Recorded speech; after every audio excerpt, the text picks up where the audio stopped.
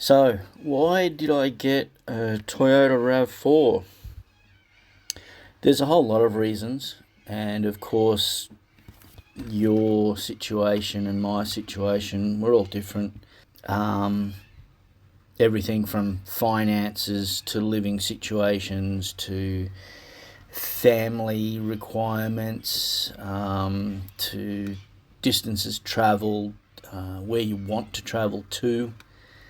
There's just so many reasons why to get different vehicles. So the following will be just a few of mine.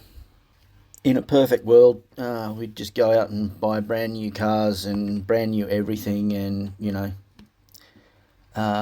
get the best value we can and make it last the longest.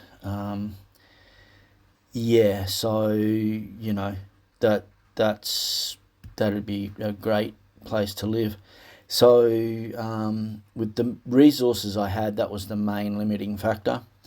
So my initial compromise for a new vehicle versus a used vehicle was to try and get a vehicle that is within a warranty period.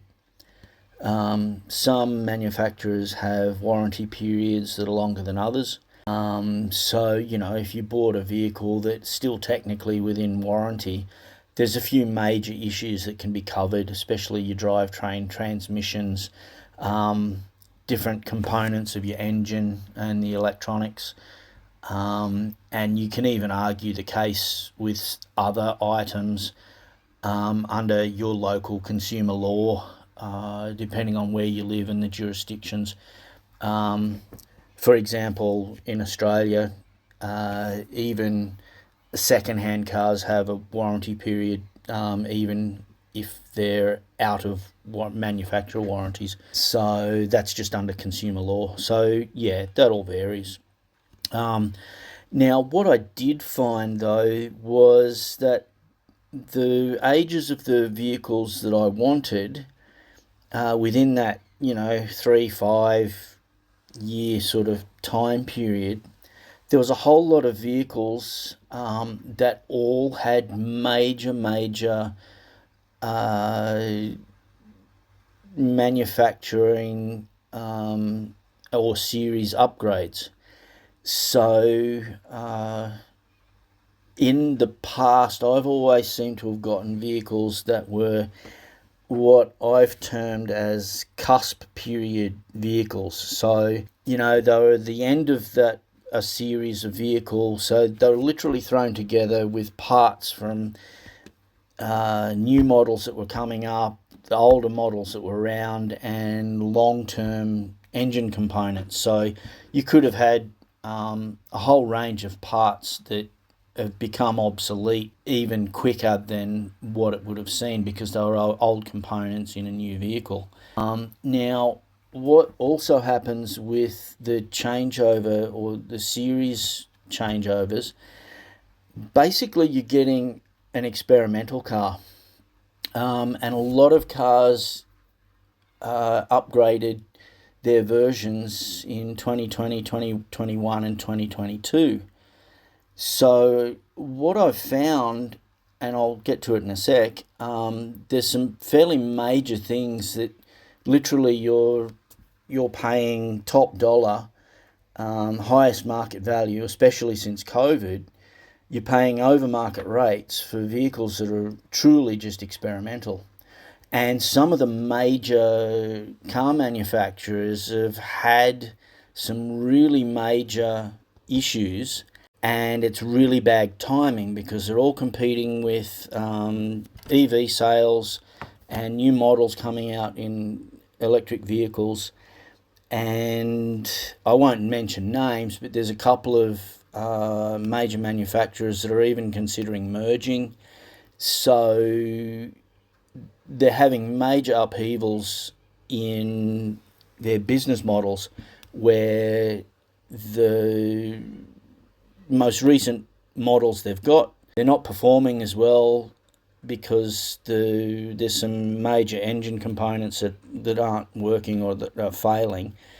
and they're merging and they're competing with EVs and all those sorts of things. So to avoid all of that, I had to go back a couple of series on average, and it sort of worked out that 2018 was an end of series period for a number of vehicles. For example, this Rav4, its new series came out in early 2019, and my Rav4 is an end of year 2018.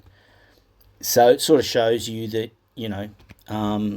the cusp period, the new periods that come out, or the new vehicles that come out, and where they sit in the scheme of things. So the other issue that was coming up, along with new series, new models, new engines, experimental versions of vehicles coming out, was a lot of commentators across a whole range of manufacturers, all literally almost to a person, were coming down really hard on the most recent automatic transmissions. Now, manual vehicles, their sales are going down for a whole range of reasons, so it means that automatics are easier to come by and a little bit cheaper and all those sorts of things. But the CVT engine, especially after 2020, across a whole range of manufacturers, seem to have been problematic, and that fits in with this whole new series upgrades, spec upgrades, that whole thing across manufacturers. And so it seems that the commentators are all coming up with the CVTs have been really problematic.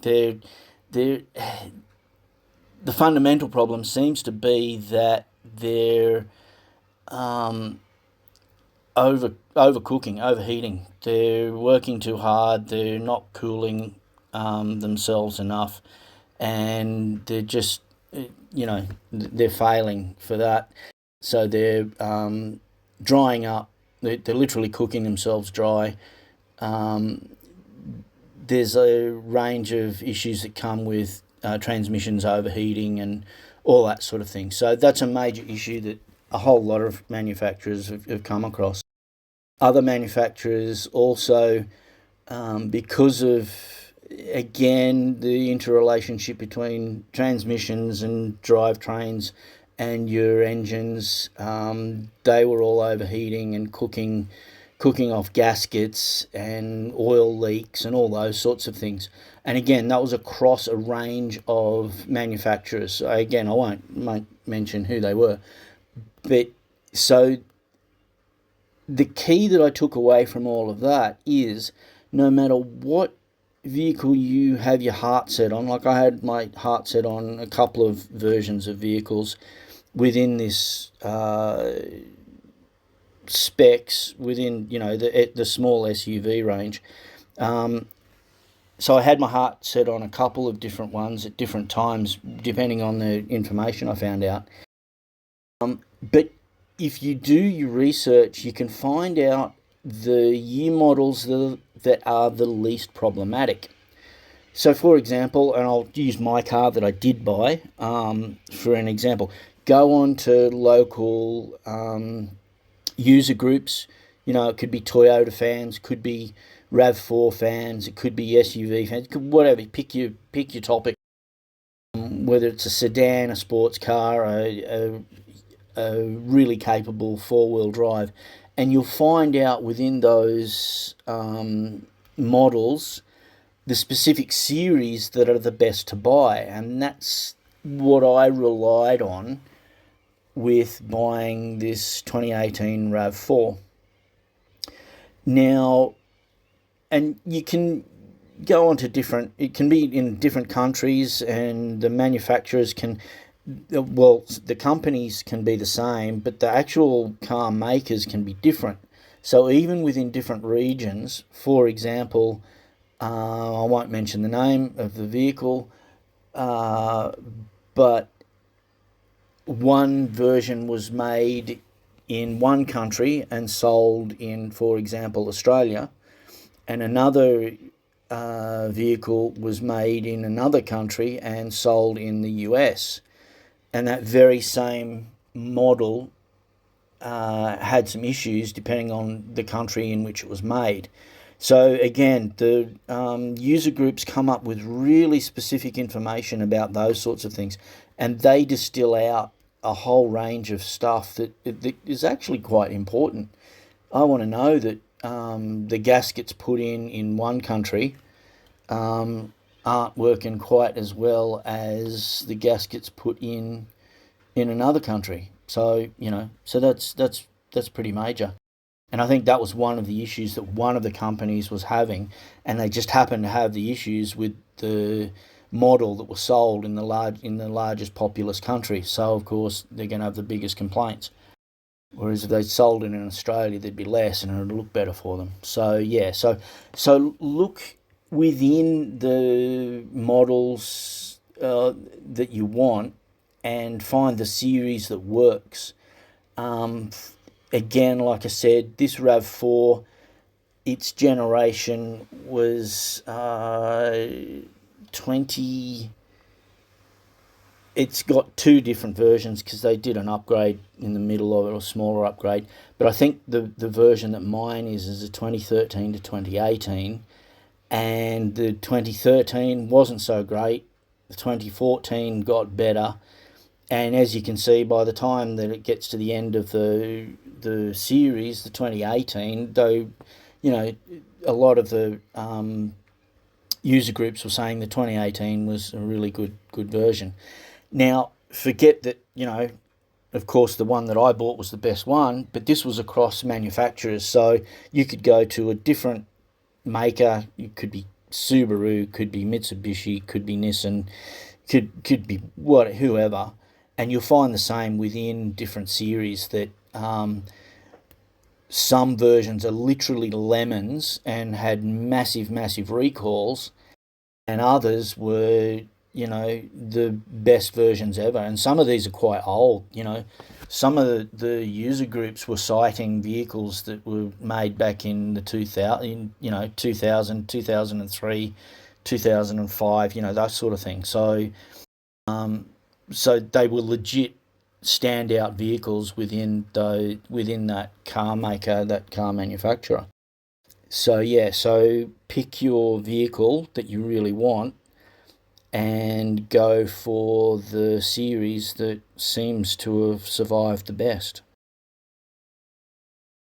So price and year it came down to for me. So in the year that I ended up deciding on average was the best for my price range, for me personally, the Rav4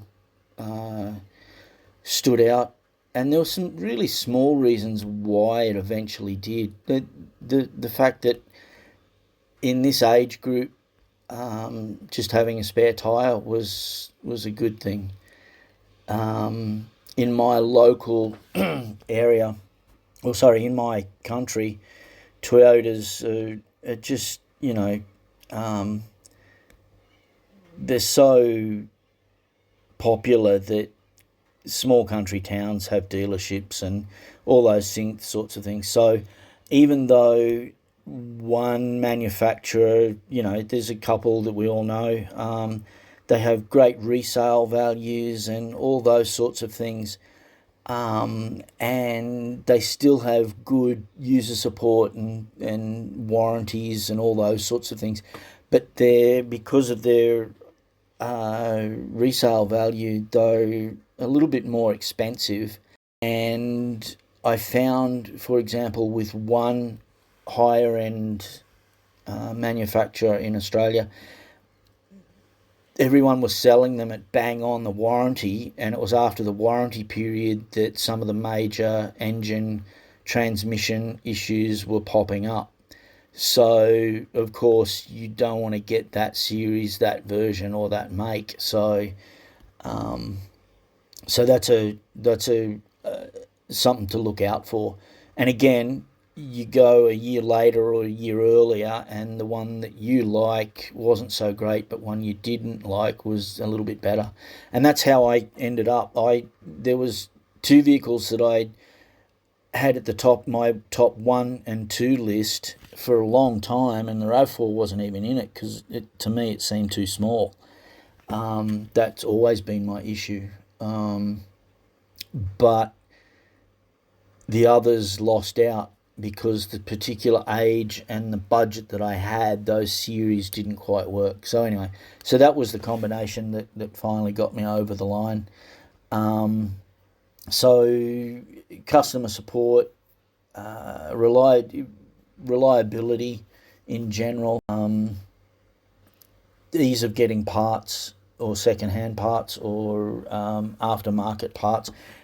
Although when I first started looking, it seemed a bit odd to get hold of parts, but I was looking for new, so that was my issue. I really should have been looking more at places like wreckers that had the same model, same year, same everything as your car, and all you do is just take off the part and put it onto yours, and it works.